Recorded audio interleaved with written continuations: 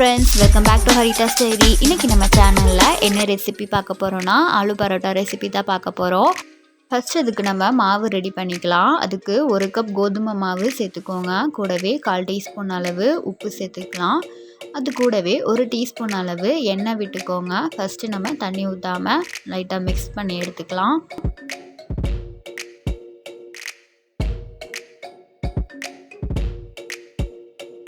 இப்போ கொஞ்சம் கொஞ்சமாக தண்ணி விட்டு நல்லா சாஃப்டாக சப்பாத்தி மாவு அளவு நல்லா பிசைஞ்சு எடுத்துக்கோங்க.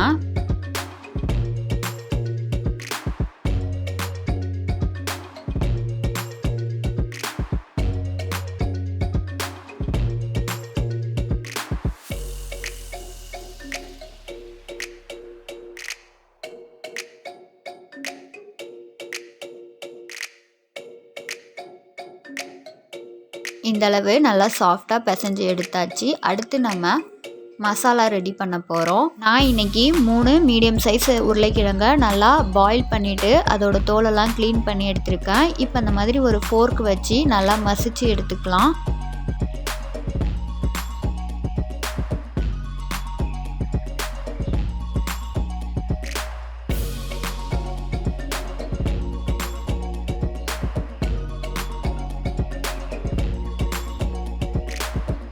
அடுத்து ஒரு பேனில் 2 டீஸ்பூன் அளவு ஆயில் விட்டுக்கலாம். ஆயில் நல்லா ஹீட் ஆனதுக்கு அப்புறமா 1/2 டீஸ்பூன் சோம்பு சேர்த்துக்கலாம். கூடவே 2 வெங்காயம் சின்ன சின்னதாக கட் பண்ணி சேர்த்து நல்லா வதக்கி விட்டுக்கோங்க.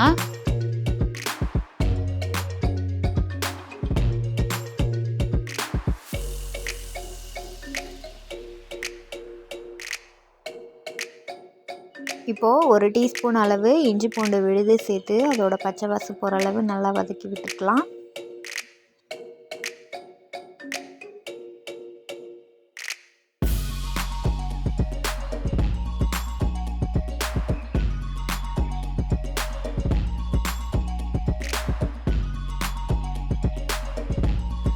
இப்போது 1/2 டீஸ்பூன் தனி மிளகாய் தூள், 1/2 டீஸ்பூன் கரம் மசாலா, கூடவே தேவையான அளவு உப்பு, கூடவே ஒரு பச்சை மிளகாய் சின்ன சின்னதாக கட் பண்ணி சேர்த்து நல்லா வதக்கி விட்டுக்கோங்க.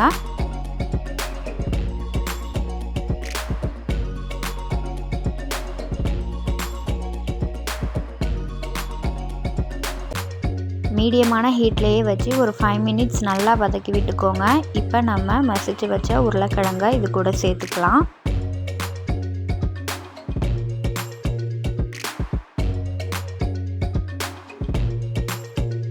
கூடவே 1 டீஸ்பூன் அளவு லெமன் ஜூஸ் சேர்த்துக்கோங்க. அந்த மசாலாவையும் உருளைக்கிழங்கையும் நல்லா மிக்ஸ் பண்ணி விட்டுக்கோங்க.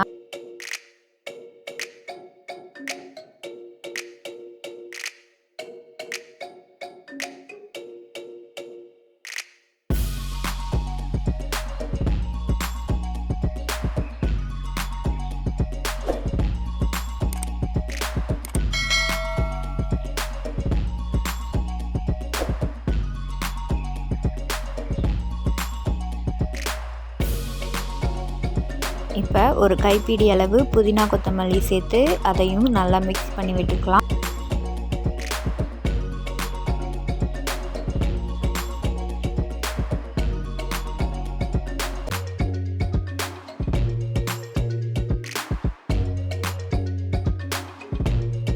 இப்போது இதுலேருந்து கொஞ்சம் கொஞ்சமாக எடுத்து சின்ன சைஸில் உருட்டி எடுத்துக்கோங்க.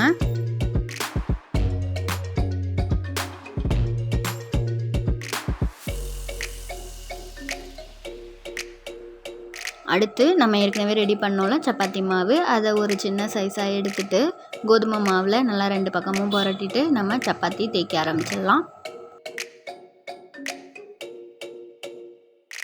ஒரு மீடியமான சைஸில் தேய்ச்சதுக்கப்புறம் நம்ம உருட்டி வச்ச ஸ்டஃபிங்கை இதுக்குள்ளார வச்சு இந்த மாதிரி ஜிக்ஸாக் மெத்தடில் ஃபுல்லாக கவர் பண்ணி எடுத்துக்கோங்க.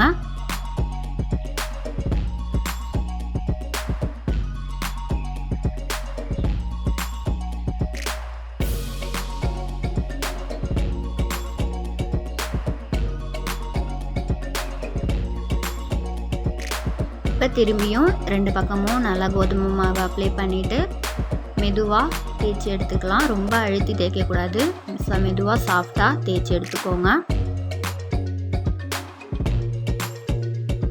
லைட்டாக உள்ள உருளைக்கிழங்கு ஸ்டஃபிங் வெளியில் தெரிஞ்சாலும் பரவாயில்ல.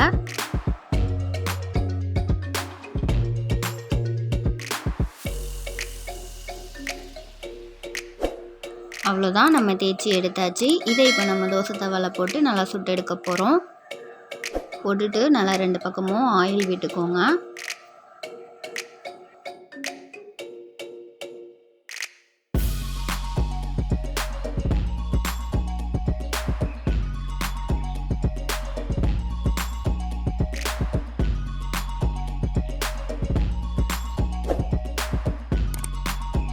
ரொம்பவே சூப்பரான ஆலு பரோட்டா ரெசிபி இப்போ நமக்கு ரெடி ஆகிட்டு. இதே மாதிரி நீங்களும் வீட்டில் ட்ரை பண்ணி பாருங்கள். மேலும் ஒரு இன்ட்ரெஸ்டிங்கான வீடியோவில் சந்திக்கிறேன். அது வரையும் டாடா, பாய் பாய்.